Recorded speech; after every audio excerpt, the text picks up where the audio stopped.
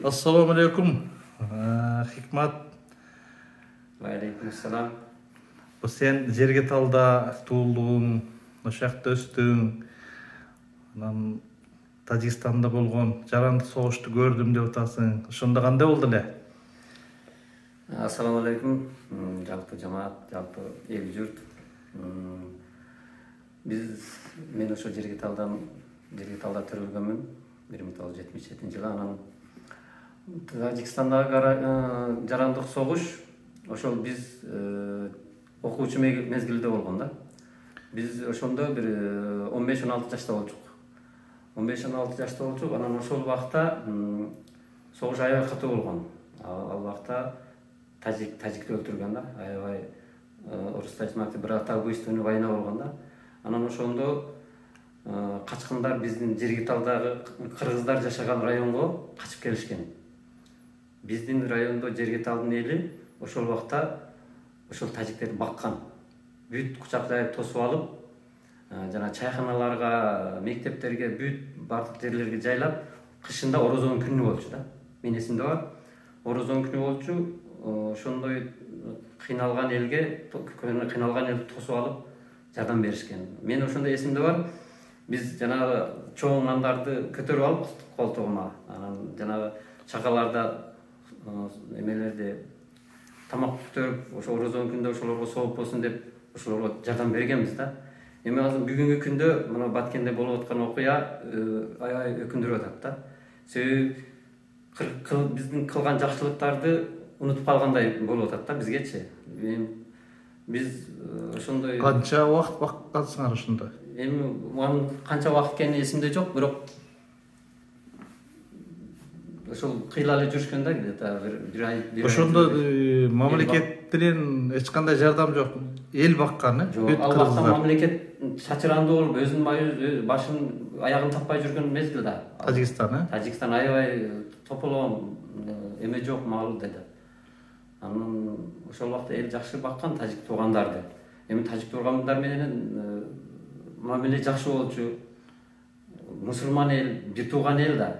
Аласа берсе кыз алып, кыз берип жүргөн эл да. Ал Баткенде дагы ошондой эле мисалы үчүн. Эми бүгүнкү күндө кыргызга кол салганы бул өтө өкүндүрөт да. Анан ошондой күндөрдү бирок ошол кылганыбызды, жакшылык кылганыбыз соопчулук болсун дегенбиз. Бирок эми бүгүнкү күндөрү айтканга туура келди да.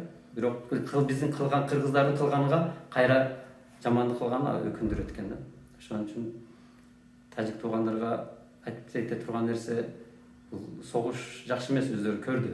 Бирок азыркы жаштар билбесе дагы мурункулар билет. Азыр 94-төн беркилер эми жаштар көргөн эмес болсо дагы мурункулар билет согуштун кандай болгонун.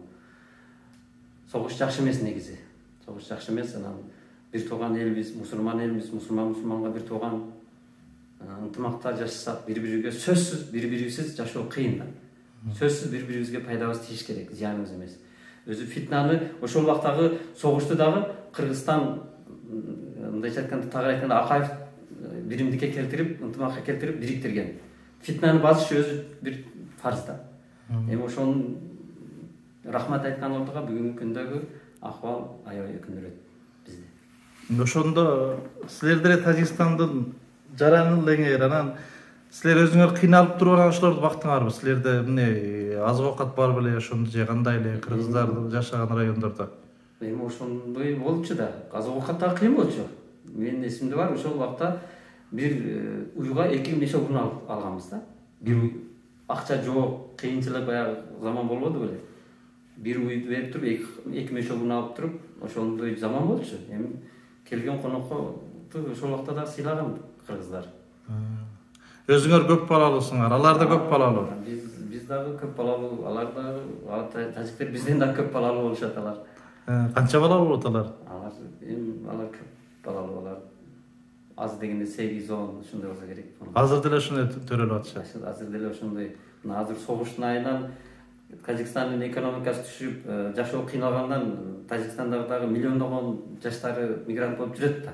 Жашоонун кыйынчылыгынан. Болбосо ошолор дагы бала чакасын алда чай ичип отурса болбой беле. Жашоо кыйын.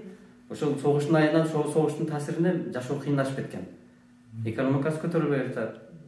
Тажикстандын экономикасы баарыбыз эле билебиз. Мисалы үчүн согуш жакшы нерсе эмес, бирок эми ушу элди ынтымакка чакыралы кандай эми оюң? Сен Сөзсүз беш баал намазы бар, такыба мусулман катары айтсаң.